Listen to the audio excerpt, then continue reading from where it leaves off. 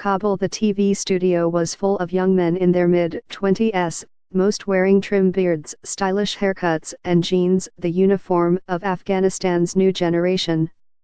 In a country ravaged by war and hardship, they are dreaming of stardom. Their path to fame is Afghan Star, a wildly popular primetime show that has become the voice of their generation, Afghans born in an era of religious conflict and raised in a conservative Muslim society, but exposed to Western culture and eager to join the modern world. Music has always been in the blood of Afghans, but it was silenced for a long time, said Masood Sanjar, program manager for Tolo Television and a founder of the show, in its 13th season. Afghan Star has created a revolution in music at the same time the country has moved to democracy. But not everyone is thrilled by the show's success or message, especially the exposure of young women as performers on national TV. To some conservative Muslim clergy and elders, Afghan Star represents a threat to the country's religion and values, and is part of what they see as a broader cultural trend of abusing democratic freedoms to promote vulgarity.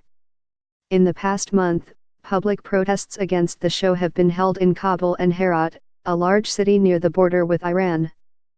In Herat, several hundred Muslim clerics and others rallied to stop auditions from being held. After negotiations with the help of local officials, Sanjar said the tryouts were conducted in a room at the airport. In Kabul, a group of clerics and Muslim scholars rallied last week at a large mosque and unsuccessfully petitioned the government to stop the show. Auditions were held as planned this week inside the Tolo TV studios, a block-long, tunnel-like compound that is heavily guarded to protect against terrorist attacks or other violence. We respect the media and appreciate their work. It is a big achievement for our country, said Abdul Basit Khalili, a religious scholar at the rally. But some media run programs that are not sound, and one of them is Afghan Star. It seduces the youth and pushes the country into a deeper crisis. We want programs that teach science and technology, not ones that deviate them from the right track. Similar protests have been held against other entertainment events, most recently a performance at a Kabul hotel in August by Afghan pop singer Ariana Saeed, who lives in London and is known for her revealing stage costumes. Religious protesters tried to block the hotel driveway, saying Saeed was promoting immorality, but fans in the audience called her a courageous pioneer.